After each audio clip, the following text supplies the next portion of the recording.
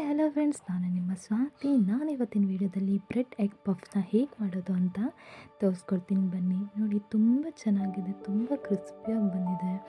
ನೋಡ್ತಾ ಇದ್ರೆ ಹಾಗೆ ತಿನ್ನಬೇಕು ಅನಿಸುತ್ತೆ. ತುಂಬ ಚೆನ್ನಾಗಿದೆ ನೋಡಿ.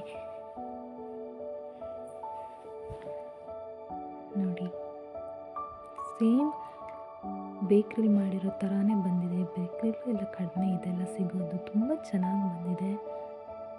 ನೀವು ಮನೇಲಿ ಟ್ರೈ ಮಾಡ್ತಾಯಿರಿ, ಎಷ್ಟು ಚೆನ್ನಾಗಿ ಬರುತ್ತೆ. ಇದನ್ನು ಹೇಗೆ ಮಾಡೋದು ಅಂತ ನೋಡ್ಕೊಳ್ಳೋಣ ಬನ್ನಿ. ಈಗ ನಾನು ಪಾತ್ರೆ ಇಟ್ಕೊಂಡಿದ್ದೀನಿ. ಅದಕ್ಕೆ 2 ಟೇಬಲ್ ಸ್ಪೂನ್ ಆಯಿಲ್ ಹಾಕ್ತಾಯಿದ್ದೀನಿ.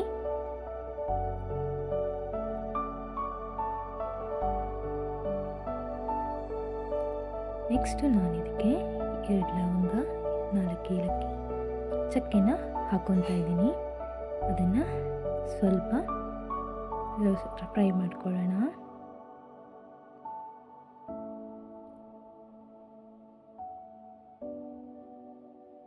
ನೆಕ್ಸ್ಟು ನಾನು 2 ಈರುಳ್ಳಿ, 4 ಟೊಮೆಟೊ ದೊಡ್ಡದಾಗೆ ಕಟ್ ಮಾಡಿ ಇಟ್ಕೊಂಡಿದ್ದೀನಿ. ಅದನ್ನು ಹಾಕ್ತಾಯಿದ್ದೀನಿ.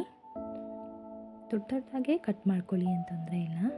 ಇದನ್ನು ಒಂದು 3 to 5 ಮಿನಿಟ್ಸ್ ಈ ರೀತಿ ಫ್ರೈ ಮಾಡ್ಕೋಬೇಕು.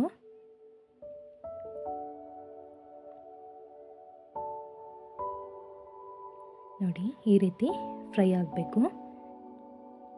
ನೀಟಾಗಿ ಫ್ರೈ ಮಾಡಿಕೊಂಡು ನಾವಿದನ್ನೀಗ ಒಂದು ಮಿಕ್ಸಿ ಜಾರಿಗೆ ಹಾಕ್ಕೊಳ್ಳೋಣ.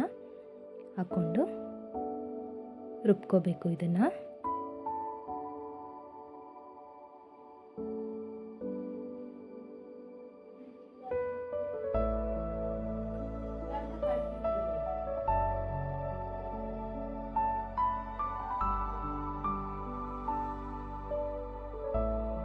ಸ್ವಲ್ಪ ನೀರು ಹಾಕ್ಕೊಂಡು ಇದನ್ನೀಗ ರುಬ್ಕೊಳ್ಳೋಣ. ನೋಡಿ, ಇದನ್ನೀಗ ರುಬ್ಕೊಂಡಿದ್ದೀನಿ. ಅದನ್ನು ಒಂದು ಪಾತ್ರೆಗೆ ಹಾಕ್ಕೊತಾ ಇದ್ದೀನಿ. ಆಗಿದೆ. ಈಗ ನಾನಿಲ್ಲಿ 2 ಹಸಿಮೆಣಸು, ಒಂದು ಅರ್ಧ ಬೆಳ್ಳುಳ್ಳಿ, ಒಂದು ಸ್ವಲ್ಪ ಶುಂಠಿ ತಗೊಂಡಿದ್ದೀನಿ. ಇದು ಮೂರನ್ನು ನಾನೀಗ ಸಣ್ಣ ಜಾರಿಗೆ ಹಾಕ್ಕೊಂಡು ರುಬ್ಕೋತೀನಿ.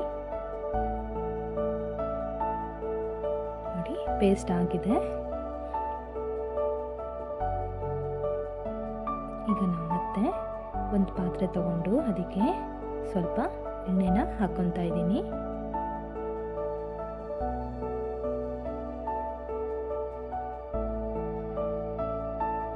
ಈಗ ರುಬ್ಕೊಂಡಿರೋ ಮಸಾಲೆನ ಅದಕ್ಕೆ ಹಾಕೋಣ. ನೆಕ್ಸ್ಟು ಶುಂಠಿ, ಬೆಳ್ಳುಳ್ಳಿ, ಹಸಿಮೆಣಸು ಪೇಸ್ಟನ್ನು ಹಾಕ್ಕೊತಾ ಇದ್ದೀನಿ.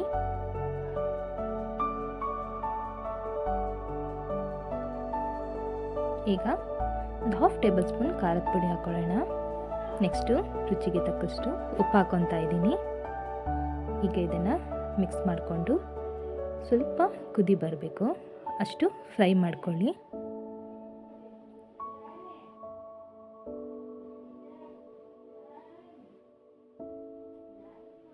ನೋಡಿ, ಈ ರೀತಿ ಸ್ವಲ್ಪ ಕುದಿಬೇಕು.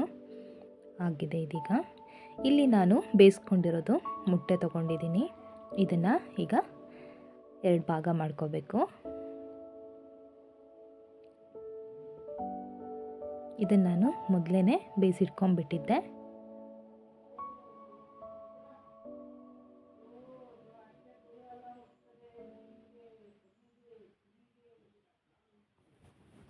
ಆಗಿದೆ. ಈಗ ನಾನು ಇಲ್ಲಿ ಬ್ರೆಡ್ನ ತಗೊಂಡಿದ್ದೀನಿ. ಮಾಡಿಟ್ಕೊಂಡಿರೋ ಮಸಾಲನ ಇದಕ್ಕೆ ಹಚ್ಚುತ್ತೀನಿ. ಅದ್ರ ಮೇಲೆ ಮೊಟ್ಟೆನ ಇಟ್ಕೊಳ್ಳೋಣ.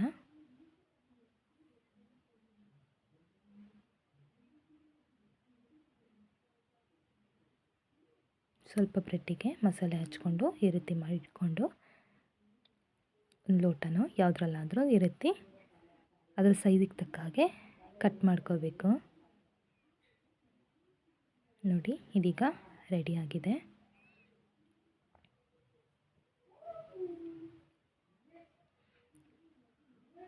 ಆದರೆ ನಾನಿಲ್ಲಿ ಫಸ್ಟೇ ಸ್ವಲ್ಪ ಬ್ರೆಡ್ಡನ್ನು ಕಟ್ ಮಾಡಿ ಇಟ್ಕೊಂಡಿದ್ದೀನಿ ಅದೇ ಶೇಪ್ಗೆ. ಅದಕ್ಕೆ ಡೈರೆಕ್ಟಾಗಿ ಮಸಾಲೆ ಹಚ್ಕೊಂಡು ಎಗ್ನ ಅದರೊಳಗೆ ಇಟ್ಬಿಟ್ಟು ಮುಚ್ಚಿದ್ರೆ ಆಯಿತು.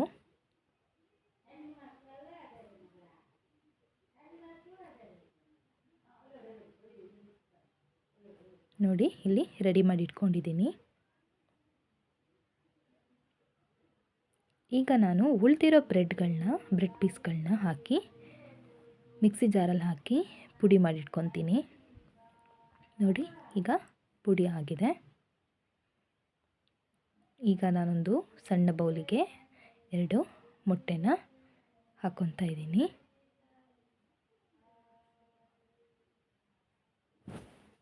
ಇದನ್ನೇ ಈಗ ಮಿಕ್ಸ್ ಮಾಡ್ಕೊಳ್ಳೋಣ. ಮಿಕ್ಸ್ ಆಗಿದೆ.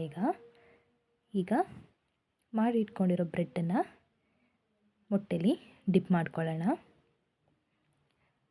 ಡಿಪ್ ಮಾಡಿಕೊಂಡು ನೆಕ್ಸ್ಟು ಬ್ರೆಡ್ ಪೌಡರ್ಗೆ ಈ ರೀತಿ ಡಿಪ್ ಮಾಡ್ಕೋಬೇಕು.